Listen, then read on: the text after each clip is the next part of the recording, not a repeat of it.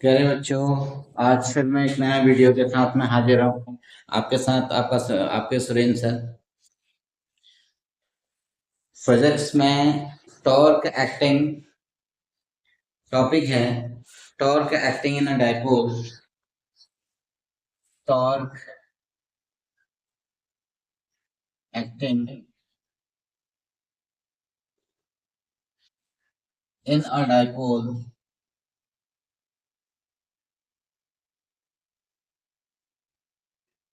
Torque acting in a dipole placed in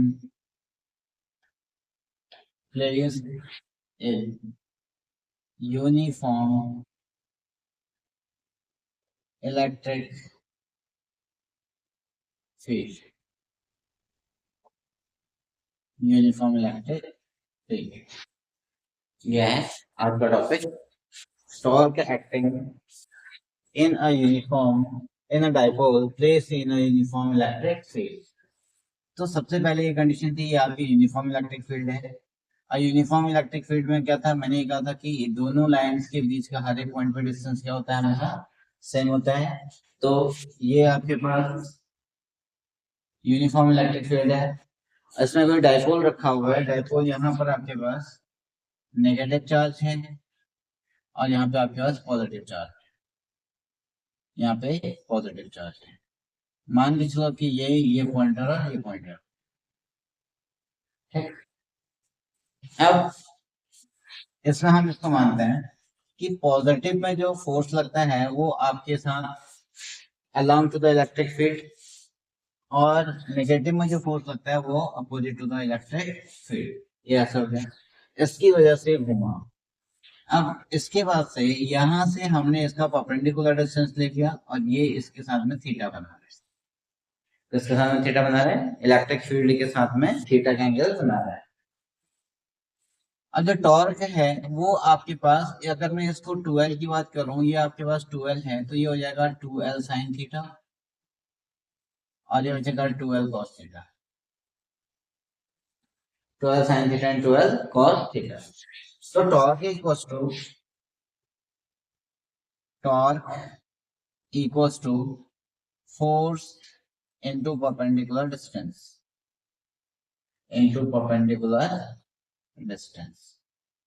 torque equals to force into perpendicular distance. तो ये आपके पास क्या हो गया कि ये आपका फोर्स ही है F, और परपेंडिकुलर डिस्टेंस कितना हो गया 12 साइन थीटा। कितना हो गया 12 साइन थीटा। ये क्या आ गया 4। 12 साइन थीटा की वैल्यू हो गई। अब इसको हमने F equals to E into q, क्योंकि यहाँ पर क्या होता है हमारे पास E is equals to F upon of q not होता है, F upon of Q. So this implies that EQ is equals to of F हो गया। इसको यहाँ पे रखा तो 12 साइन थीटा। अब E इंटू क्यू इंटू 12 जो होता है वो आपके पास P बनता है, P साइन थीटा। तो यहाँ पे S P equals to Q into 2L। अब यहाँ पे साइन थीटा आ गया। वेक्टर की डेफिनेशन के according P cross of E, p e sine theta, p e sine theta. जब हम इसको वेक्टर फॉर्म में लिखेंगे तो P क्रॉस ऑफ E आ गया, तो दैट इक्वल्स टू क्या हो गया टाउ। ये हो गया हमारे पास टाउ। ठीक है, अब यहाँ पे देखें जो टाउ है वो आपके पास EP इंटू ई के इक्वल है। टाउ आपका वेक्टर क्वांटिटी है। कौन सी क्वांटिटी है, वेक्टर क्वांटिटी। ये आपका क्लियर हो गया। A1 थी तो साइन थीटा आ गया, और दूसरी कंडीशन क्या होगी, यहाँ पे P क्रॉस ऑफ E आ गया। अब इसकी जो यूनिट की बात करते हैं, इसकी यूनिट क्या हो सकती है, तो यानी फोर्स न्यूटन मीटर। इसकी यूनिट क्या होगी न्यूटन मीटर। अगर इसका डायमेंशनल फॉर्मूला की बात करें, डायमेंशनल फॉर्मूला तो बात करते हैं, तो ये इसका हो गया ml square t minus of 2। अब क्योंकि l t minus of m l t minus of 2 force का होता है, उसमें से एक डिस्टेंस और जुड़ गया तो ml square t minus of 2, ये इसके डायमेंशनल फॉर्मूला हो गया। अब f theta equals to 0, then torque equals to Q। इसका मतलब क्या हो गया, इसका फिजिकल सिग्निफिकेंस ये आपके पास ये हो गया और ये तो इसका मतलब जो जो डायपोल है वो भी आपका ऐसे ही आ रहा है, माइनस क्यू और प्लस क्यू। इस पे आपका जीरो का एंगल है, इसका आपका जीरो का एंगल है। ये मोस्ट स्टेबल हो गया, एक हो गया आपके पास मोस्ट स्टेबल, अब ये घूमेगा नहीं, मोस्ट स्टेबल हो गया। अब उसके बाद f theta equals to 90 degree. अगर थीटा 90 डिग्री हो गया तो टॉर्क आपका क्या हो गया, टॉर्क मैक्स हो जाएगा। Torque max equals to P into E, ये बचेगा आपके पास, क्योंकि साइन थीटा की वैल्यू कितनी होगी 1। अब बैकग्राउंड ये ऐसे, ये ऐसे और ये इलेक्ट्रिक फील्ड है, हमने डायपोल ऐसे रखा, ये डायपोल ऐसे रखा, यहाँ पे प्लस क्यू है और यहाँ पे माइनस क्यू है। अब टॉर्क क्या है, torque torque is a factor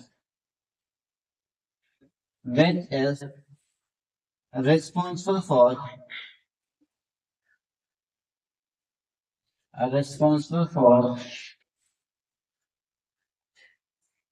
rotation और revolution। जो भी चीज घूमेगी उसमें टॉर्क आपका जरूर काम करेगा। वो टॉर्क आपका क्या होता है, टॉर्क होता है आपके पास फोर्स इनटू परपेंडिकुलर डिस्टेंस। ठीक है, अब यहाँ पे देखो, ये इसमें मैक्सिमम फोर्स इस साइड लगेगा, मैक्सिमम फोर्स इस साइड लगेगा और ये इसमें इस साइड लगेगा। तो H plus Q and minus Q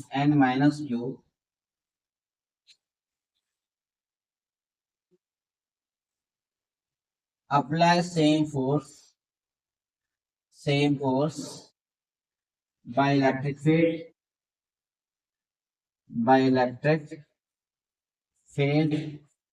but in opposite direction,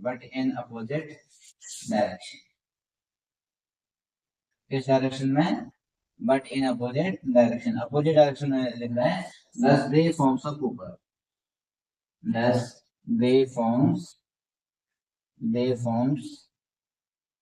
a Cooper। इसको हम कूपल कहते हैं, बेसिकली इसको कपल भी कह सकते हैं, लेकिन ये क्या होता है, कूपल होता है। तो that means what is the couple at the if the same if the force of the same magnitude and but opposite direction is acts simultaneously at an object is known as the Cooper। ठीक हो गया, ये आपकी किसी condition थी torque की, hope that समझ में आ गया होगा। और यही इसकी कंडीशन है कि यहाँ पे ये आपको क्या होगा, लीस्ट स्टेबल होगा, जैसे रखेंगे तो तुरंत क्या होगा, घूम जाएगा, या मैक्सिमम टॉर्क होगा, मैक्सिमम यहाँ से घूमना स्टार्ट करेगा। जब ये हो जाएगा तो फिर वो एकदम नॉर्मल हो जाएगा। तो सो लीस्ट स्टेबल, ये आपका लीस्ट स्टेबल हो गया। होप दैट कि यहाँ तक आपको समझ में आ गया होगा, है ना। तब तक, जब तक मैं इसको रिवाइज करूं, आप वीडियो को लाइक शेयर एंड सब्सक्राइब जरूर करें। और अब इसके बाद मैं इसके न्यूमेरिकल्स को फॉलो करता हूँ, न्यूमेरिकल बनाता हूँ कुछ एनसीईआरटी के बेस पे है, और उन न्यूमेरिकल को सॉल्व करने के बाद फिर मैं आगे नेक्स्ट टॉपिक को कैरी करूंगा।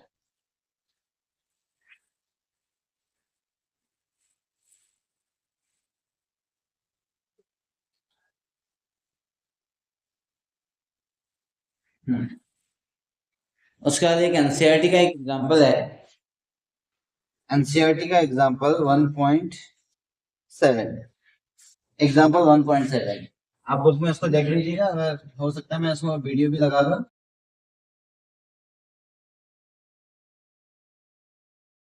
एग्जांपल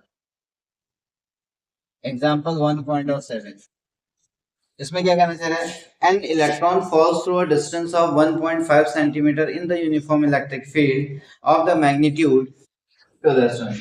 अच्छा, और एक कंडीशन आपके पास ये है, यहाँ पे क्या रखे, इलेक्ट्रिक फील्ड की डायरेक्शन अपवर्ड की तरफ है और ऐसे अपवर्ड की तरफ है, ऊपर की तरफ, और यहाँ पर एक इलेक्ट्रॉन फॉल्स हो रहा है, एक इलेक्ट्रॉन फॉल हो रहा है, नीचे की तरफ आएगा, क्योंकि नेगेटिव चार्ज पे फोर्स जो होता है वो opposite to the electric field लगता है। ठीक है, इसमें जो इलेक्ट्रिक फील्ड का जो मैग्नीट्यूड है E equals to 2.0 into 10⁴ newton per coulomb. What is newton per coulomb. फिर उसके बाद है the direction of the field is reverse keeping its magnitude unchanged and the proton follows the same direction. दूसरे में क्या है, दूसरा केस क्या है इसका, यहाँ पर फिर आपके इलेक्ट्रिक फील्ड की डायरेक्शन रिवर्स कर दी, ये ऐसे, ये। अब इसमें से एक प्रोटॉन को गिराया जा रहा है, अब प्रोटॉन में कैसा चार्ज, पॉजिटिव चार्ज, ये कहाँ जाएगा, टुवर्ड द इलेक्ट्रिक फील्ड ही जाएगा।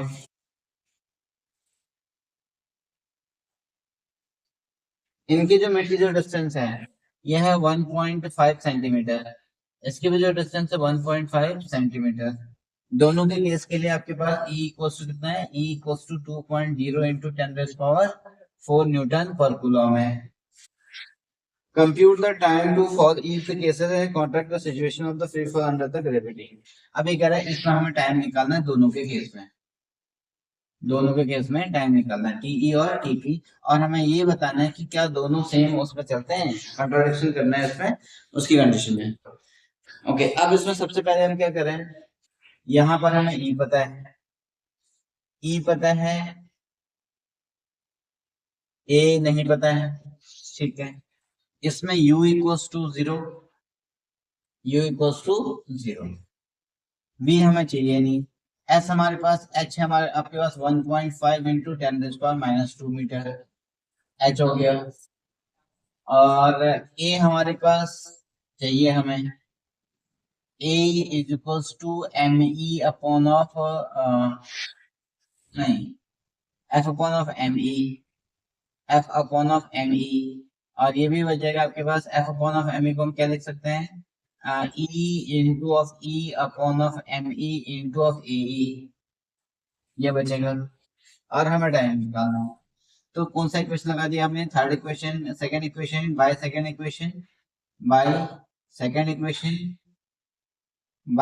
इक्वेशन, अभी कितना हो गया, h is equals to ut plus of half of gt square, at square equals to u तो 0 इंटू ऑफ t भी 0 and plus of 1/2 ae into of te square, ये हो गया।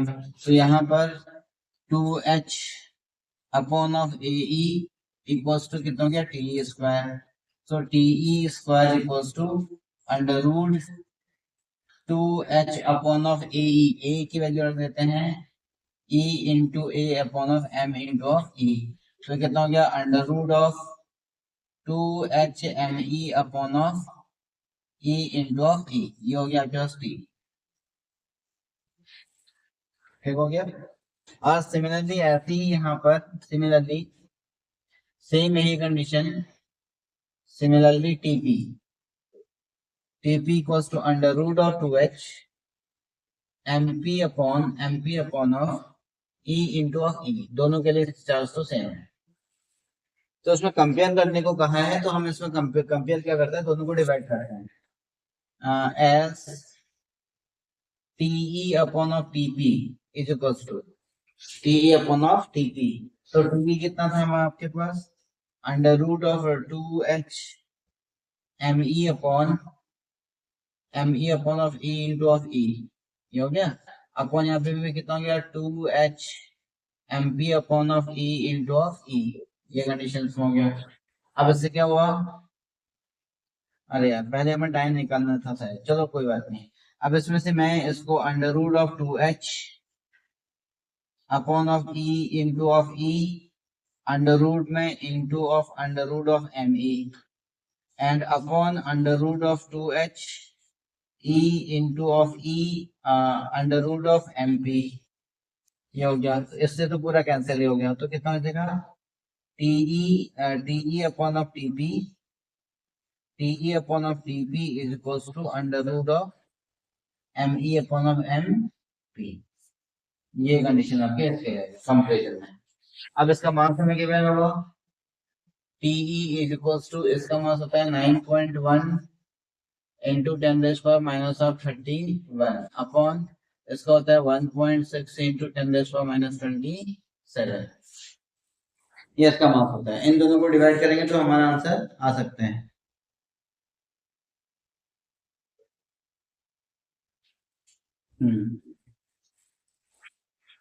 अब इसको सॉल्व करेंगे, इससे ये कैंसिल हो गया तो बचेगा आपके पास 91/16 into 10⁻⁻, upon 1/10⁻⁻27 plus of 30 equals to,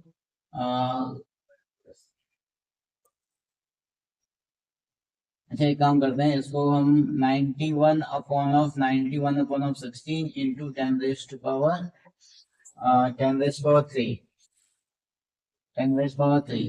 तो इसको हम यहाँ पे एक और 10 से मल्टीप्लाई कर देते हैं, तो यहाँ ये आपके पास बाहर आने की कंडीशन में आ जाएगा। तो ये बचेगा आपके 1/4 इंटू 10 का स्क्वायर अंडर रूट ऑफ 910। अब 910 का रूट निकाल देंगे, 910 का रूट निकाला तो 3 3 9, 3 3 9 और 0 और प्लस ऑफ 3 ये कितना हो गया 6, यहाँ से कैरी हो गया 10 और 10 तो यहाँ पे 0 0 और ये फिर से आपका 0 0 फिर से 10 बचा तो ये हो गया 60 और यहाँ पे डबल 0 हो गया, यहाँ पे आपका डबल 0 ये बचेगा और 6 6 9 टाइम करेंगे तो नहीं, ये तो बन जाएगा 1 जब ये बचेगा 0.1 तो इसको 30.1 कर लेते हैं, 30.1610 और 9 9 और 391 तो बचेगा 602 में यहाँ पे डबल 0 हमने कैरी कर दिया तो अब कितना बचेगा अप्रोक्सीमेटली 6 तो ये कितना हो गया इक्वल्स टू 30.16 ये हो गया 30.16 इक्वल्स टू 1/4 इंटू 10 का स्क्वायर। अब इसको सॉल्व करेंगे तो ये बचेगा 28 7 4 28 2 कैरी और 7 5 4 5 20 और 1 4 4 16 अपॉन ऑफ 10⁻², तो बचेगा 7.54 इंटू 10⁻²। ये आपका टीई अपॉन ऑफ टीपी है, तो ये कितना होगा t e upon of t p equals to t p, तो यानी ये आपका कितना गुना ज्यादा होगा, टीपी के टाइम से ये ज्यादा होगा। ठीक है, अब इसमें से हमें जो फाइंड आउट करना है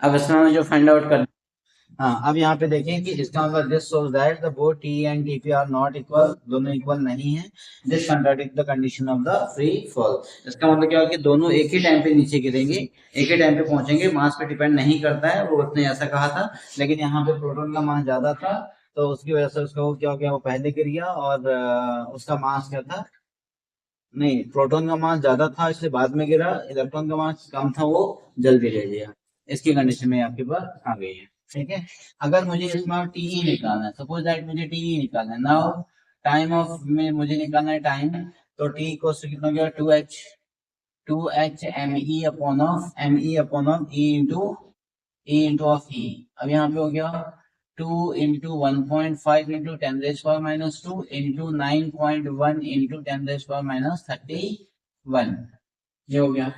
अरे यार यहाँ पे 31 गड़बड़ हो गया हमारे पास ना, ये 30 था, यहाँ पे मैंने 31 कर दिया, ये ऑलरेडी 4 आ जाएगा, ये ऑलरेडी 4 आ जाएगा, तो इस टाइम की जरूरत नहीं है, इस टाइम की भी जरूरत नहीं है, तो अभी 0 पॉइंट हो जाएगा, ये आपका 30 पॉइंट हो जाएगा और ये पॉइंट ऊपर आ जाएगा, ये 0.7 और ये कहानी भी आपकी 0.7 आ जाएगा, तो ये कंडीशन हो गई। अब यहाँ पे this implies that upon of कितना हो गया 2 इंटू 10⁻⁴ और into of E 1.6 into 10⁻⁻19।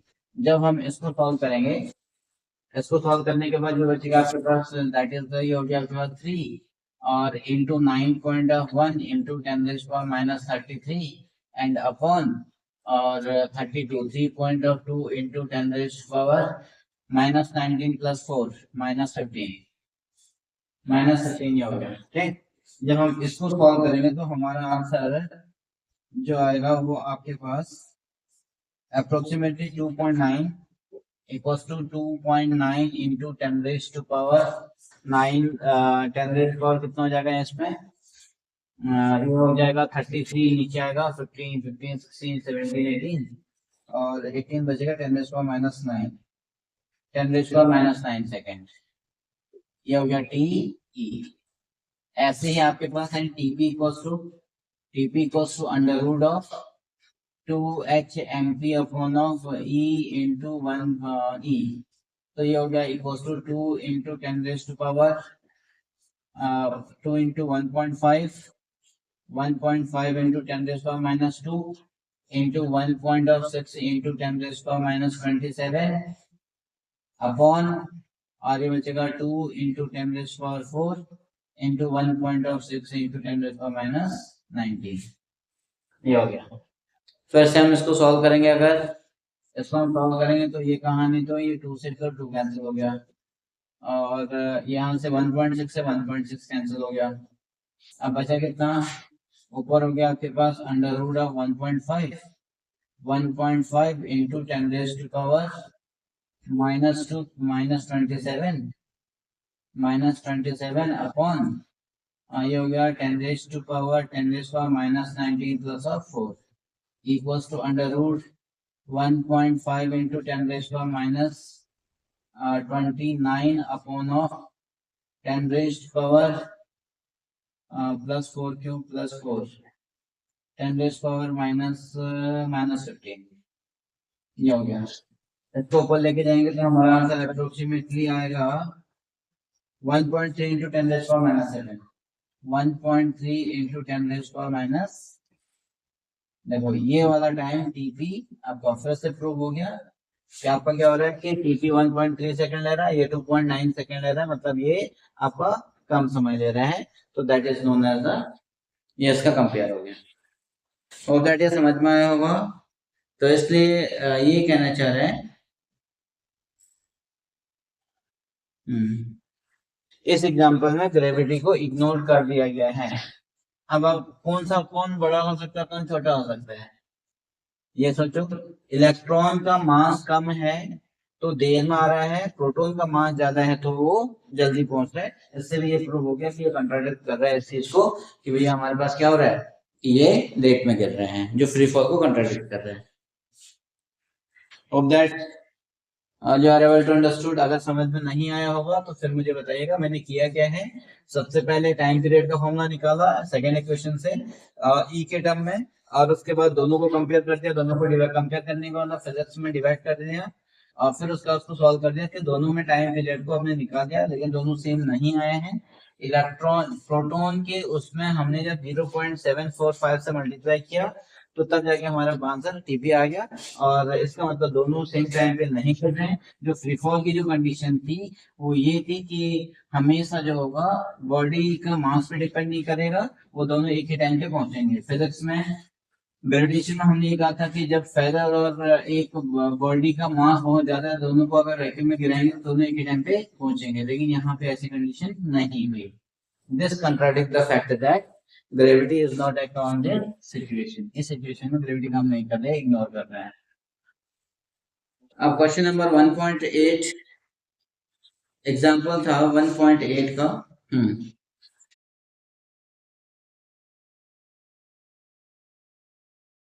Example number 1.8 है। एग्जांपल नंबर 1.8 है इसमें क्या कहना चाह रहे हैं 2 point charges Q1 and Q2 of magnitude 10 raised power minus 8 are placed and 10 raised power minus 8 coulomb respectively placed 1 meter apart। ठीक है ये एक चार्ज यहाँ पर है आपके पास -10 इंटू माइनस कूलम और 10 इंटू -8 कूलम इनको दोनों एक मीटर के डिस्टेंस पे रखा हुआ है 0.1 मीटर 0.1 मीटर अपार्ट पे रखा हुआ है। फिर calculate the electric field at point ABC। अच्छा ए तो यहाँ पर है ए कहाँ पर है अच्छा ए पॉइंट आपका यहाँ पर है ए पे इलेक्ट्रिक फील्ड निकालना है बी पे इलेक्ट्रिक फील्ड निकालना है बी पे इलेक्ट्रिक फील्ड निकालना है और सी पे इलेक्ट्रिक फील्ड निकालना है। सी पे इलेक्ट्रिक फील्ड निकालना। ये तो पहली कंडीशन तो डायपोल है। अब हम चल रहे हैं ए के ऊपर। ए सॉरी ये है आपके पास बी। ठीक है, इसको हम डायपोल की सिचुएशन को निकालना, तो ये भी कितना है 0.5, ये भी कितना है 0.5, ये भी 0.5 ये हो गया, और अपॉन 2, और ये भी हो गया 0.5, 0.5। आई थिंक सो 0.05 होना चाहिए। हाँ, मेरे बुक में 0.5 दिया हो, लेकिन 0.05 होना चाहिए, वो उससे तो बैठेगा नहीं। 0.05, और ये भी आपका 0.05 है, 0.05 है। ठीक है, इस पे हमें फील्ड निकालना है। इस पे इसकी कंडीशन देखेंगे, ये हमारे पास पॉइंट सी है, ये आपके पास ए और बी। चलो यहाँ पे कोई बात नहीं, Q1 और Q2 है। ठीक है,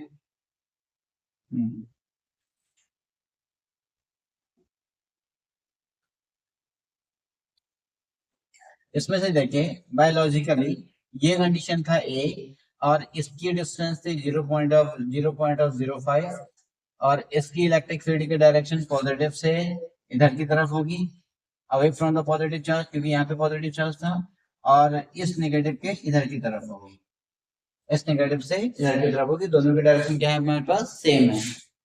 ठीक है, अगर दोनों की डायरेक्शन सेम है तो इस पे net electric field directed towards this कहाँ होना चाहिए?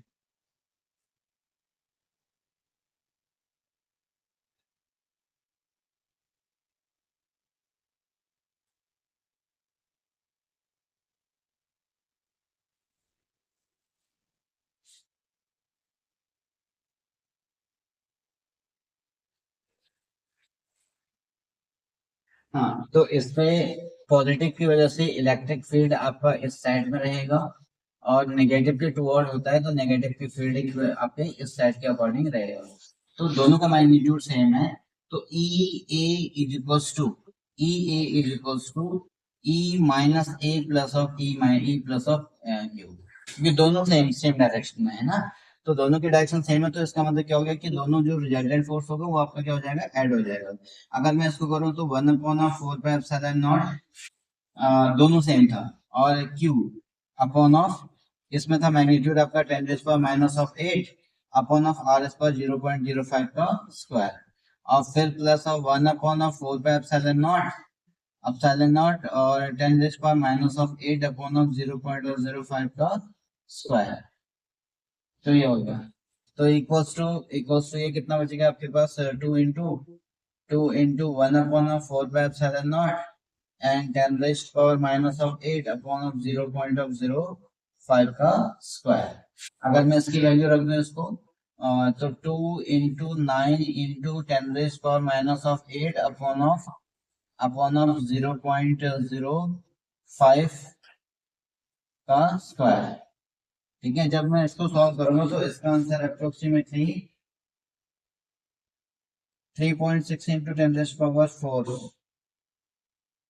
7.2 इंटू 10⁻⁴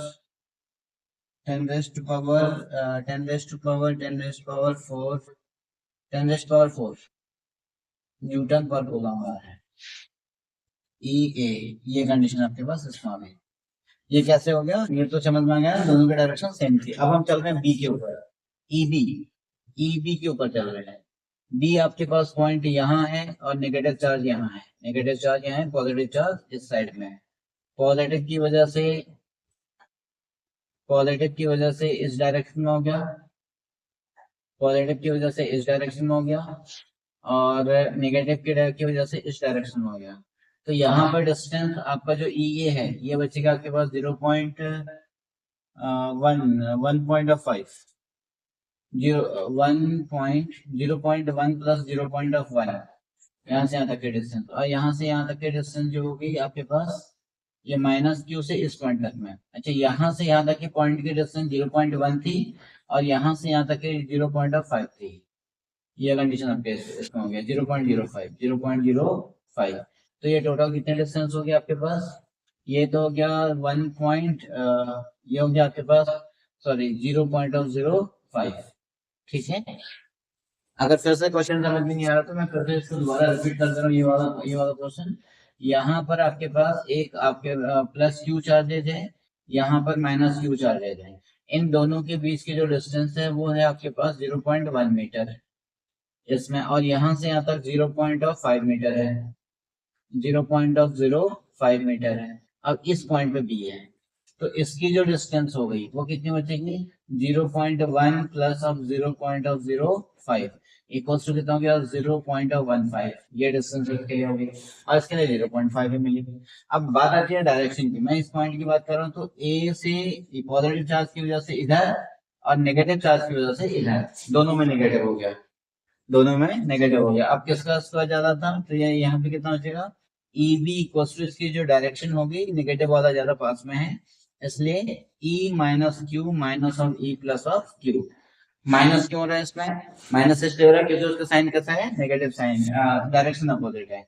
तो दोनों की 1/4 अब q upon of r square, minus q के लिए 0.05 का स्क्वायर एंड माइनस ये हो गया 1/4 और क्यू अपॉन ऑफ 0.15 का स्क्वायर। तो ये हो गया 1/4 और क्यू बाहर आ गया, तो अभी बचेगा आपके पास 0.15 का स्क्वायर एंड माइनस ऑफ 0.05 का स्क्वायर। एलसीएम ले लिया मैंने, इक्वल्स टू 0.05 और इंटू 0.15 का स्क्वायर, ये आपका होल स्क्वायर हो गया। ठीक है, अब इसकी वैल्यू रखेंगे तो 9 इंटू 10⁻⁹ और इंटू 1 पॉइंट ऑफ नहीं सर 10⁻⁻8 10⁻⁻8 और इसको आफ्टर सॉल्विंग के बाद 0.15 एंड माइनस 0.05 अपॉन का स्क्वायर, इसमें प्लस बी माइनस बी लगा दें तो 0.05 और इंटू 0.15 का स्क्वायर, ये होल का स्क्वायर है, ये होल का स्क्वायर है। अब इसको सॉल्व करने के बाद तब जाके हमारा आंसर जो ईपी की जो कंडीशन आ रही है वो है 3.2 into 10⁻², 3.2 into 10⁻4 Newton per coulomb, 4 Newton per coulomb. ये आ गया हमारे पास ईपी। इसको सॉल्व करने के बाद हमारे पास ये आंसर आएगा। ठीक, अब सी पे जा रहे हैं। सी तो हमारे पास इक्वेटोरियल क्वेश्चन पे है, ये कंडीशन हो गई और यहाँ से ये इतना हो गया और ये ऐसे हो गया। ये दोनों तो एक्सियल क्वेश्चन पे थी और ये इक्वेटोरियल क्वेश्चन पे। हम डायरेक्टली इसको इक्वेटोरियल क्वेश्चन पे भी लगा सकते हैं। As equatorial question at e c equals to कितना बचेगा हमारे पास, इक्वेटोरियल पोजीशन पे माइनस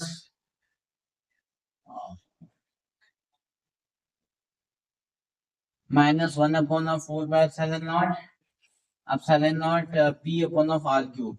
आई थिंक सो यही था। अब यहाँ पे क्या करना है कि 9 into 10⁻⁹ into p q into 10⁻⁻8 into 12, इन दोनों के बीच की डिस्टेंस कितनी थी, 2 इंटू